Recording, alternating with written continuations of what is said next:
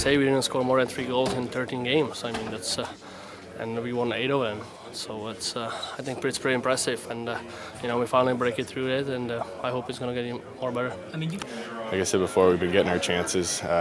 They just haven't been going in. So tonight we got our bounces, and it was good. It was more just about how we played. Where I'm really happy to see our team respond that way. You knew it was going to be a hard-fought battle game, and to see our team respond, not get pushed around on our ice, it's a great effort. It's big, it's a divisional game. We're going to play them 5 more times.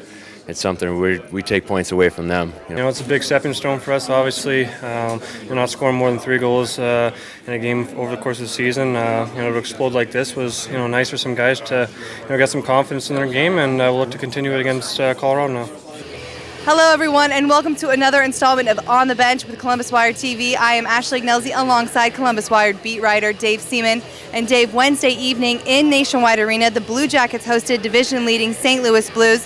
It was an energetic, amazing atmosphere in Nationwide Arena with a 8-1 win for the Blue Jackets. The St. Louis team, 20 points on the season, a 9-1-2 record.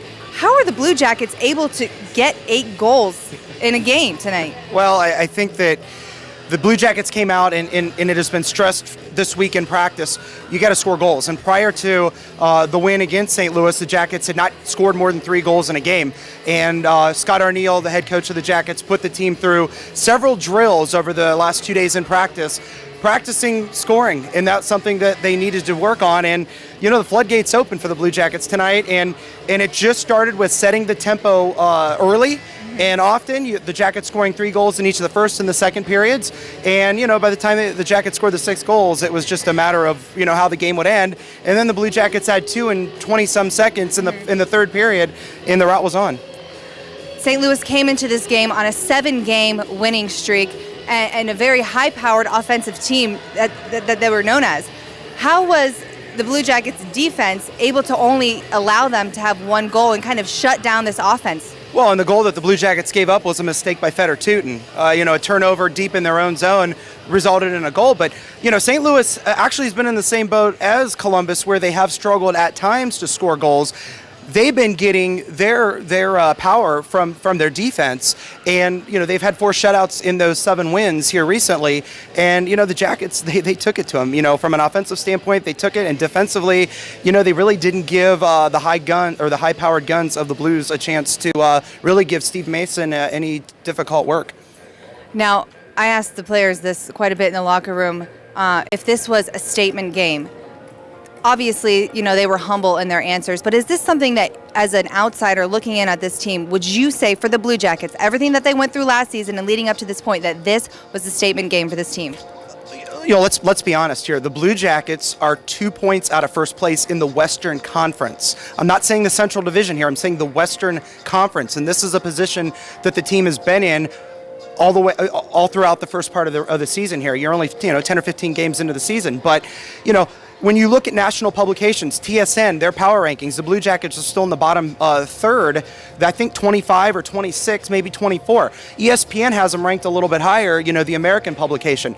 When it comes to traditional hockey fans and when it comes to media publications, the Blue Jackets are the joke of the NHL. And let's be honest, 1 playoff appearance in 10 years, they got swept by the Red Wings. They're not going to be taken seriously until they win. And, Scott Arniel has come in. He's put together a system, or he's put in place a system that is starting to work. And, when the Jackets struggle, it's because they're trying too hard. And the point of emphasis last week with the Blue Jackets was, let's just go out and compete. Let's not worry so much about the defenseman pinching or worrying about how we're going to run things. It's about playing to the best of your ability. And right now, every guy on the roster is playing very well. Well, you mentioned playing to the best of your ability. Getting to this point, how have you seen this team from the start of the season really evolve and adapt to Coach Arniel's playing style? Well, they're learning it. It takes time. It takes time to pick that up. And, the thing is when you look at who's scoring the goals, early in the season it was your 3rd and 4th liners. Now your big guns are starting to put together the goal streaks. I mean, Derek Brassard had 3 assists tonight. That's a career high. And he now has a 8-game point streak. And when Justin and I shot a week and a half ago, we were talking about how Derek Brassard was one of the players struggling. So it's just a matter of time on how these guys turn things around. Jake Voracek tonight, he's got 3 goals in 2 games. Talking about how he was mightily struggling. Antoine Vermette scored tonight. Another guy who hasn't scored since they were in Sweden. So the right guys are starting to pick up steam. Rick Nash is playing steady. Nikita Filatov broke a 11 or 12 game pointless streak with 2 assists tonight.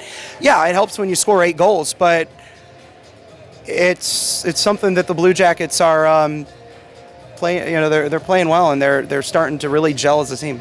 Looking forward, it's not letting up anytime soon for the Blue Jackets. Tell us what we're going to see ahead in the road from this team. This was an important game. I mean, this start, you know, the Blue Jackets have only been on 1-game road trips. They've been nowhere outside of the Eastern time zone. They have had a very favorable schedule, and that's something that Scott Housen went to the NHL and said, hey, if we're going across the country or across the globe to play in Sweden, we want a favorable schedule. Last year at this point, the Jackets have been out west, Western Canada and you know, the over to California twice in the first month of the season. The Blue Jackets have Colorado coming in on, which is the farthest the Jackets have gone west, 2 weeks ago. Colorado comes in on Friday night. That's a team that have won 5 straight against the Blue Jackets. It's a big game. And then you go on this West Coast road trip, LA, Anaheim, San Jose. LA has outscored the Jackets 16-3 in the last 3 meetings. So the road is about to get tougher. You got Anaheim, a team that you should be able to beat at the Honda Center. Then you go to San Jose. The Jackets have 1 win in 10 years in San Jose at the HP Pavilion. So it's a tough schedule, and it was important to get this win. Oh, and by the way, when the Jackets come home, the Nashville Predators are waiting. You know Darth Vader?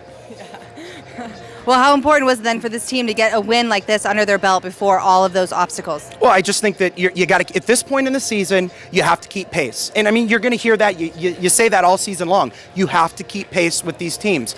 Losing Saturday to Minnesota 3-2, a game in which you were up 2-1, that hurt the team because now you could be 20 points tied with St. Louis. Instead, you're 2 points behind. These teams, the Western Conference, specifically the Central Division, Detroit, Chicago, St. Louis, and the Blue Jackets, 4 teams that I think are going to be there all season long. And, you know, Nashville's right behind us. So, I mean, when you look at the top 8 in the Western Conference right now, Central Division has 5 of the top 8.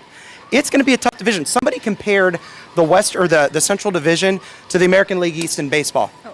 So, I mean, if the Blue Jackets want to continue to make an impact and prove that they're really going to make it in this league, they got to keep pace all season long. Well, Dave, thank you for your insight. Great stuff as always. And you know what they say, to be the best, you got to beat the best. So we're the best, right? No one can beat us.